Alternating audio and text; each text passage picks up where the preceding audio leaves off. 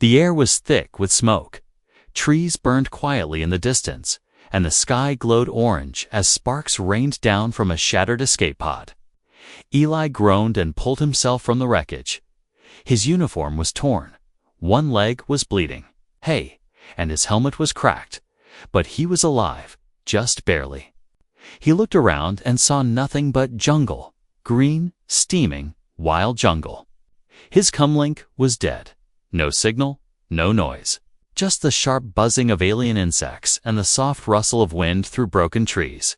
He limped toward the trees for cover. Dragging his injured leg, he didn't know if he had landed behind enemy lines or in the middle of a death trap. But then he heard something. A metal clang, a sharp grunt. Another survivor. He raised his weapon, but his arms shook. His eyes locked on a shape crawling out of the other half of the pod. It was her, the enemy, an alien female, tall and lean, her violet skin glowing faintly in the smoky air. She was holding her side, limping too, her golden eyes locked with his, and both froze. They had fought each other's kind in the sky only hours ago. Now they were both stranded on this moon, alone, injured and still breathing. Eli's finger tensed on the trigger, but the girl didn't raise her weapon. She just stared. Exhausted and bleeding, a deep groan came from the jungle. Both turned toward the sound. A large shadow moved between the trees, too big to be a soldier. Something else was out there, something hunting. The girl hissed something in her own language and pointed at the ruins of a half-buried structure nearby. An old metal door stuck out from the ground, almost hidden under vines. Eli understood without words. Shelter. He didn't trust her. She didn't trust him. But they ran together. Limping, half falling, until they reached the door. Eli slammed the button. It opened with a loud hiss. Inside was darkness. Old tech, blinking softly. It was some kind of underground facility. Abandoned long ago, in the center was a pod, round and glass-covered, with glowing green lights. He had seen something like it in old Reportson auto-healing pod, built for emergencies. The alien girl looked at him, odd. Then at the pod. They both needed healing. But there was only one pod. For a long second, no one moved. Then the growl came again, closer this time. Something huge was outside, sniffing, watching, waiting. Eli didn't hesitate. He threw the door closed, then grabbed the alien girl's arm. She flinched, but he dragged her with him into the pod. It was made for two. Barely, the glass lid closed with a hiss, sealing them together in a small, warm space. Green light filled the pod as it scanned their bodies. They lay side by side, their arms brushing, hearts pounding. Breathing shallow. Then the machine spoke in a robotic voice. Emergency trauma detected. Initiating dual-species recovery. Bonded healing protocol activated. Eli blinked, confused. Bonded healing. What the hell did that mean? The girl shifted slightly, her skin touching his. He suddenly felt something strange, like a sharp sadness in his chest. But it wasn't his, it was hers. Zara, the alien girl, felt a sudden wave of rage, raw and burning. But it wasn't hers. It was his. They looked at each other, eyes wide. The healing pod wasn't just fixing their wounds. It was linking their minds, forcing them to feel each other's pain. Eli's memories flashed through her mind, his brother screaming as he was pulled into a burning ship. Zara's memories flooded him, her mother's cries, as the implant was forced into her body by alien generals. They gasped, shaking. Then the pod released a wave of energy, sealing their wounds, but the connection didn't fade. They could still feel each other. The growling outside grew louder. Something heavy slammed against the outer door. But inside the pod, they were silent. Two enemies, trapped, wounded, connected. They had gone into the pod as strangers who wanted each other dead. Now they lay still, breathing as one, and something in the pod's light flickered again. The bond was permanent, inside the healing pod. Time felt strange. Zara opened her eyes first, her skin glowing softly under the green light. Eli was still beside her, breathing calmly. His face relaxed but pale. She turned her head slowly. Her body? No longer hurting, but her mind was not her own anymore. She could feel a sadness that didn't come from her.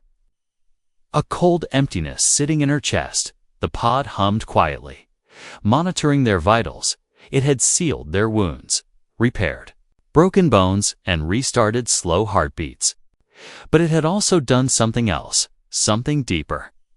The feelings inside her didn't belong to her alone anymore. She tried to block them, but the more she pushed, the more she felt Eli's grief. His anger, his confusion, they wrapped around her like a second skin. Eli stirred, groaned, and his eyes opened slowly when he saw her. His body tensed for a moment, but then he relaxed. The fight was gone. He looked away. Ashamed of the way he had dragged her in, Zara didn't speak. She didn't have to. She already knew what he felt. He was sorry not just for pulling her, but for something deeper. She didn't understand the details. But she saw a flash in his memory. A burning ship, a boy's voice calling for help, then silence. It broke something in her. She closed her eyes, trying to stop the wave of emotions that weren't hers. But then Eli gasped. He grabbed his head and looked at her in shock. Zara's own memory had hit him like a punch-cold metal rooms. Her own people being modified, turned into weapons. He saw her standing in line, being told she was born for war. He saw her scream without sound, and now he understood. They didn't speak for a long time. Words felt too weak, too simple for what passed between them in that pod. They didn't want to feel each other, but they couldn't stop it. Even their heartbeats started to match. Then, outside, something moved, a thump, soft but sharp. Zara reached for her side, where her blade used to be. Gone. Eli checked his belt. His weapon was missing too. The pod had taken everything. A shadow passed over the small viewing glass in the pod's lid. They both stopped breathing. A low screech echoed through the underground room, followed by the dragging sound of claws. Eli's fingers brushed hers by accident, but this time she didn't pull away. She needed the calm she felt through him. He needed her courage. Their connection pulsed again. Not just feelings now, but instincts pure and sharp. The creature sniffed around the room, its claws tapping slowly over the floor. Neither of them dared move. The pod's defense shield was still holding. But for how long, they didn't know. Zara whispered something, her voice low and shaking. "Can we survive if it finds a way in?" Eli whispered back, "Not without weapons." And yet, something in both of them said they had already changed, not just healed, but altered. The pod was no simple machine. It had forced a bond between two sworn enemies, and neither of them knew how to break it. They could feel each other's breath, each other's fear, each other's regrets. And deep inside, under all the anger and pain, something new had begun. Not friendship, not yet, but something that had no name. The creature growled again, louder now. The pod's lights flickered. Zara closed her eyes. Pressing her head against the glass, Eli watched her, then closed his own eyes. They didn't know if they would live past the next hour, but one thing was clear: whatever happened next, they would face it together, not because they wanted to, but because they had no choice, and somehow, that felt less terrifying than being alone. The moment the healing pod opened, warm air rushed out and mixed with the cold dampness of the underground chamber. Eli stepped out first, every movement slow.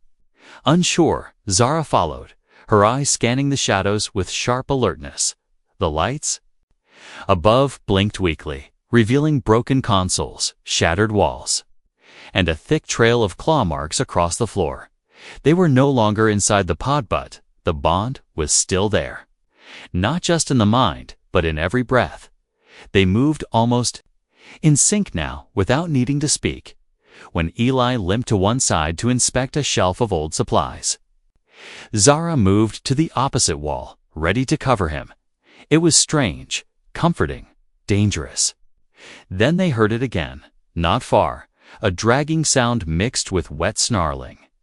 Echoing from the corridor beyond the steel doorway, the creature hadn't left. It had waited. Watched Eli grabbed a metal rod, sharp at one end. Not much, but better than nothing. Zara took a cracked energy cell, holding it like a blade. Her grip tight. They didn't speak. But they both knew fight or die. As they moved down the corridor, they came across an old warning sign written in both their languages. Do not enter without a bonded pair. Eli read it aloud, slowly, confused. Zara frowned. This place. It wasn't a simple shelter. It was a facility built for something more. Something meant to test people like them. Two enemies forced into unity, the lights suddenly went dark. All of them, just silence. Then, a scream tore through the blackness. Too high to be human, too long to be anything natural. It was close. The bond reacted before their minds did. Both dropped to the ground at the same time as a huge claw swiped through the air where their heads had been. It slammed into the wall. With a bang, leaving deep cracks in the metal, they rolled away in different directions, their hearts racing but still beating in rhythm. The creature stepped into view, tall as two men, its skin slick with oil and muscle, its mouth filled with double rows of jagged teeth. Zara moved first, throwing the broken energy cell at the beast's eyes. The flash blinded it for half a second. Just enough, Eli charged, stabbing his metal rod into the side of its neck. It roared, spinning wildly, knocking them both to the ground. Zara crawled toward Eli, her chest burning, but something in her heart pulled her closer. Not just fear connection, she reached out and grabbed his hand. The moment their skin touched, a strange pulse shot through them both. The creature stepped back, confused, as their bodies glowed faintly under the dust. The bond had changed again. Now it gave more than emotion. It gave power. Eli stood up, stronger than before. Zara rose beside him, eyes glowing gold. Together they faced the beast again. No words, just motion. The creature lunged, and they moved like one, ducking, striking, twisting. The rod went through the jaw, the broken cell through its eye. It collapsed, twitching, then went still. Silence returned to the chamber. Eli fell back against the wall, panting. Zara knelt beside him, her hands trembling, not from fear, from something deeper.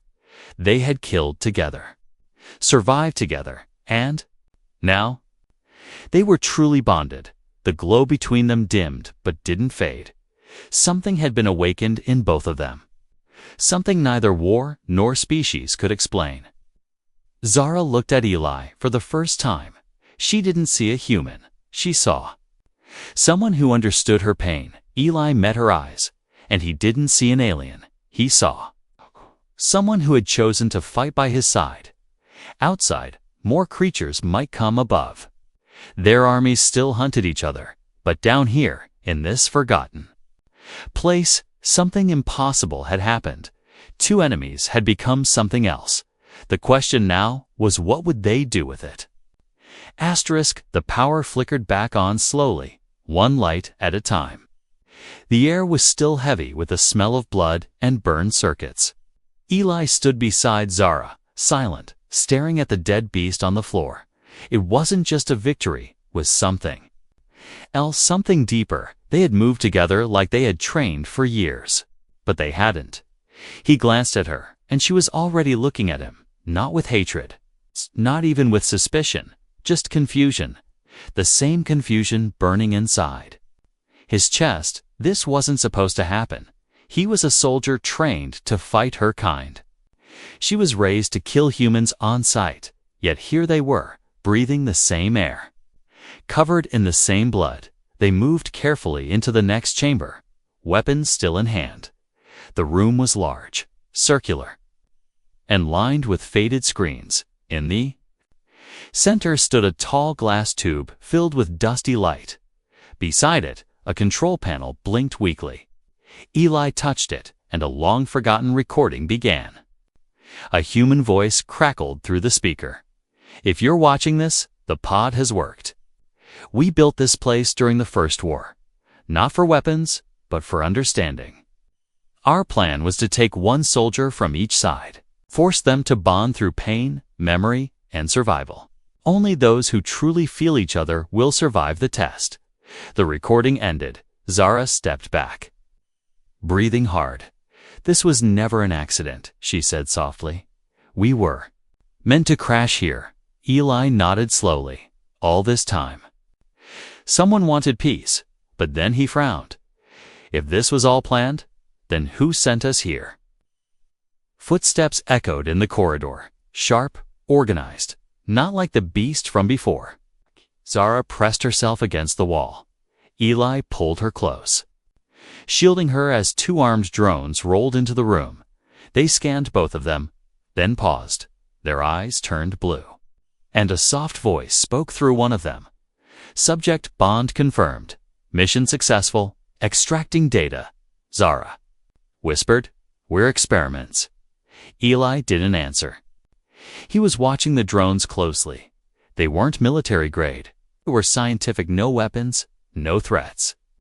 One of the drones projected an image in the air, a star map glowing bright. It zoomed in to a hidden facility deep in neutral space. Text appeared. "Final phase begins. Send the bonded." Zara shook her head. "They want us to go there, to be shown like pets, like trophies." Eli's jaw tightened. "No," he said. "We choose what comes next." He grabbed a nearby pipe and smashed one of the drones. Zara followed, tearing the core from the other. The room went dark again, except for the quiet pulsing of the bond still linking their hearts. They sat in silence for a moment, two soldiers from opposite sides, hunted by their past, tied by something neither of them asked for, but now they weren't just linked. "They were aware," Zara whispered. "If we go back, they'll call me a traitor." Eli looked down. "They'll shoot me for helping you." She glanced at the broken drones, then at the star map still fading in the air.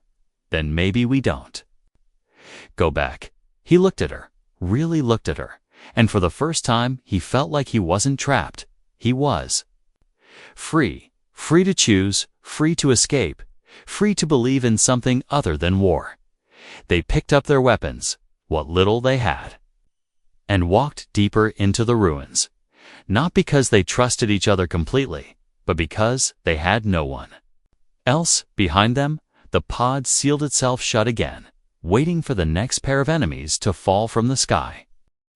The sun broke through the thick jungle canopy as Zara and Eli stepped out of the hidden facility. The world outside felt louder now, the colors sharper. But something heavy followed them, the knowledge that their bond wasn't a miracle. It was planned, designed, tested. They didn't speak much as they moved through the undergrowth. Each step took them farther from the pod, farther from the war, but not far enough. A low hum stopped them in their tracks.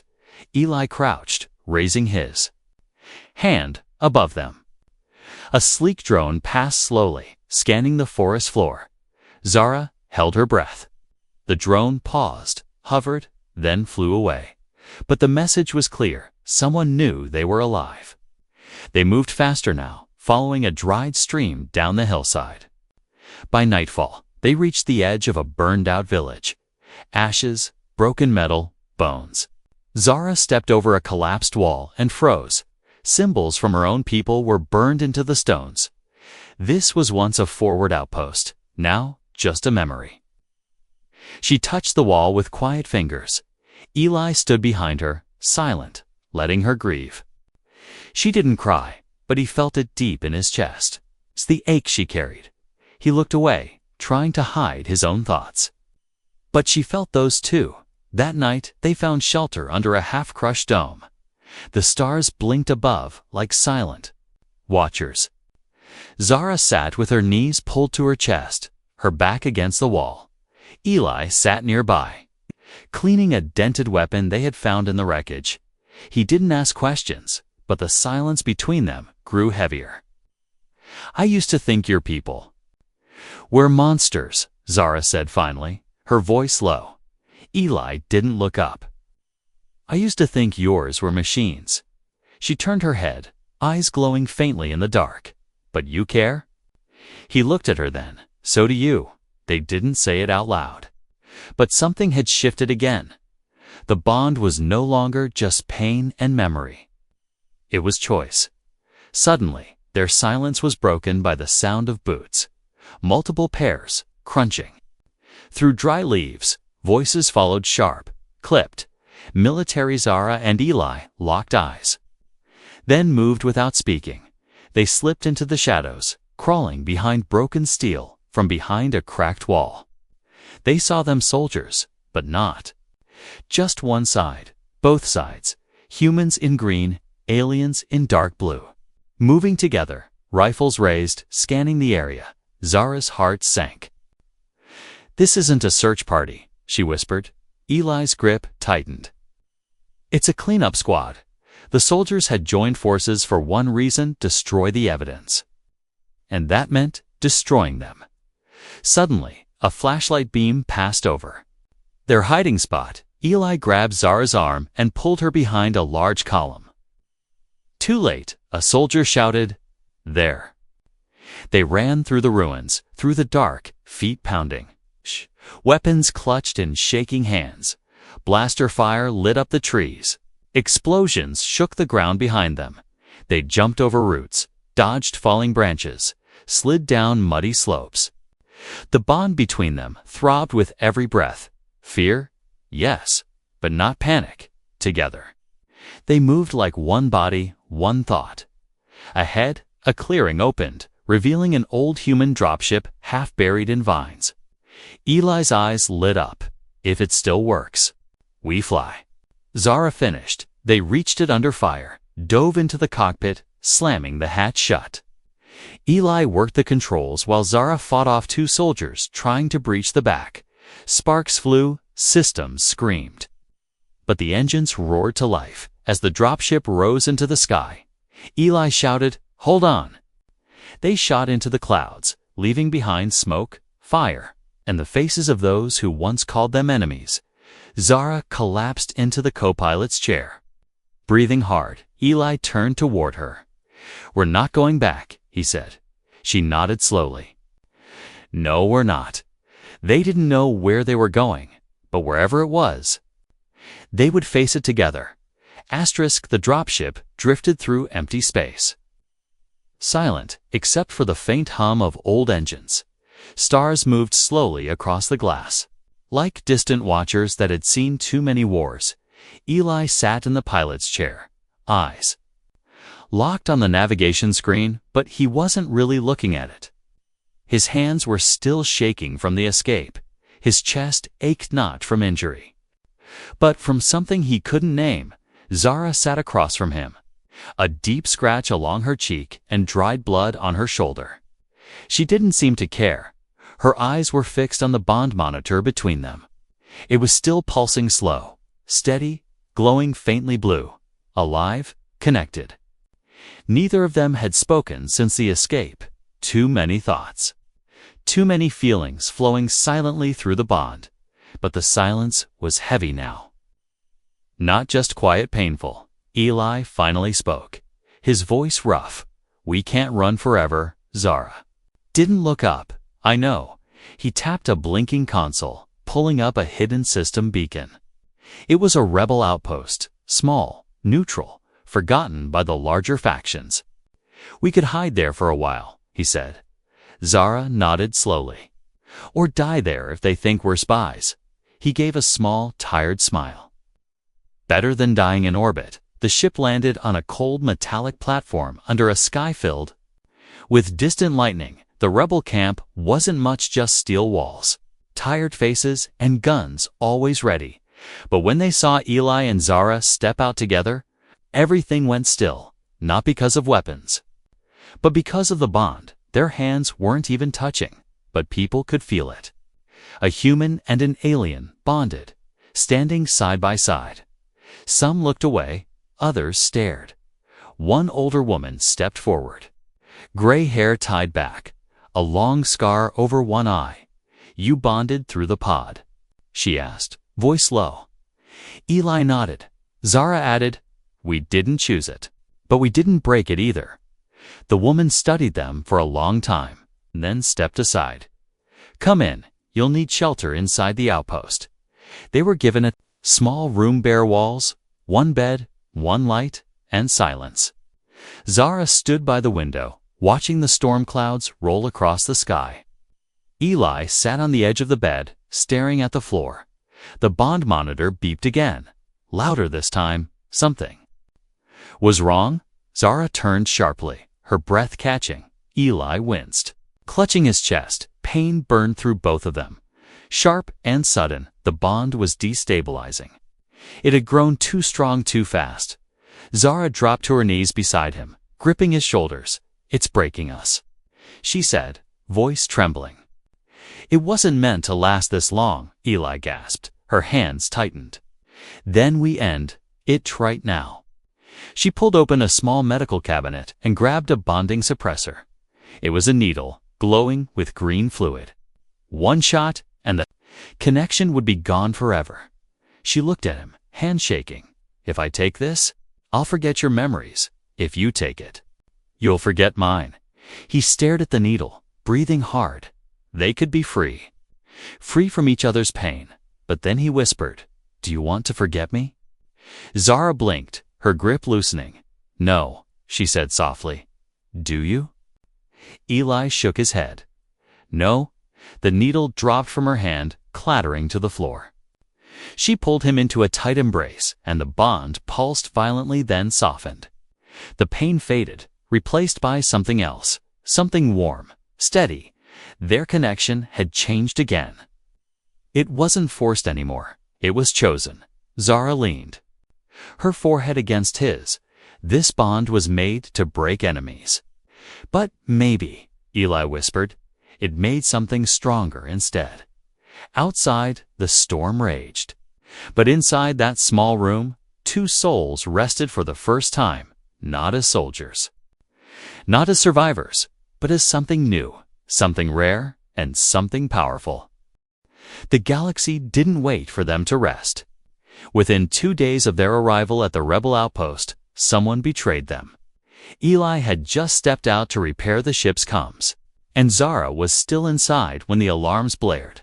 Dozens of rebel guards surrounded the quarters, guns raised, eyes cold. Zara didn't flinch. She stood straight, unarmed, hands at her sides. From behind the soldiers, a familiar voice echoed. Commander Varix, her old superior. He had survived, and now he was here with human military beside him. "Hand over the traitors," he barked. "They've fused minds. They're no longer loyal to anyone." Eli returned just in time to see them drag Zara out. Her hands bound, he ran forward but was tackled to the ground. Pain shot through his body, but what hurt more was the panic surging through the bond. Zara's fear, her anger, her heartbreak, it poured into him like fire. The commanders didn't want questions. They wanted a display. Proof that traitors would be erased publicly, cleanly, a message to anyone thinking about peace. The rebels had set up a tribunal, half courtroom, half execution stage. Zara stood in chains before both human and alien officers. Eli, bruised and bloodied, was dragged beside her. A judge from each faction stepped forward. "Your actions broke the treaty of non-interaction." One said coldly. "You bonded with the enemy," said the other, "and concealed classified neural data." Eli looked at Zara, their connection still pulsing between them. Not as bright now, but steady. They had no defense that anyone wanted to hear, but they had a choice. Zara whispered, "We say it anyway." He nodded, loud. Enough that someone hears. Eli stepped forward, his voice raw. I was trained to kill her. But in that pod, I felt what she felt. I saw her pain. Zara followed. Voice steady but fierce. He lost his brother to my people. I lost my family too. A command I didn't choose. We didn't stop being human or alien. We just became. More. A hush fell over the crowd. Even the judges paused. Uncertain then, from behind them, a voice spoke, a rebel leader. Old, battle-scarred. My daughter bonded with one of yours. Long ago, he said. But they were executed before. They could speak. I will not let it happen again. He stepped forward, pulled off his rank pin, dropped it on the ground. One by one, others followed, laying down weapons, backing away. Not all of them, but enough. The tribunal crumbled. Before it began, the commanders, seeing their support vanish, retreated in silence. No shots fired, no final order. Later that night, in the hangar, Eli and Zara stood beside their repaired ship. They weren't prisoners anymore, but they weren't safe either. Too many eyes still watched them. Too many. Feared what their bond meant, Zara looked up at the stars. There's no place for us in their world, she said. Eli stepped beside her. Then we make our own. They climbed into the ship. No destination in mind, only purpose. As the engines roared to life, the stars spread out before them. Endless and quiet, Zara leaned back in the co-pilot seat. I never thought I'd be flying away with a human. Eli smiled faintly, and I never thought I'd want to. The bond monitor between them pulsed once. Not from pain, not from forced memory, but from something new choice. They weren't just survivors. They were a symbol now, proof that connection was stronger than war, stronger than fear, stronger than everything that tried to keep them apart. As the ship vanished into the black, a new story began, one not written by generals or weapons, but by two enemies who found something impossible in each other and chose not to let it go.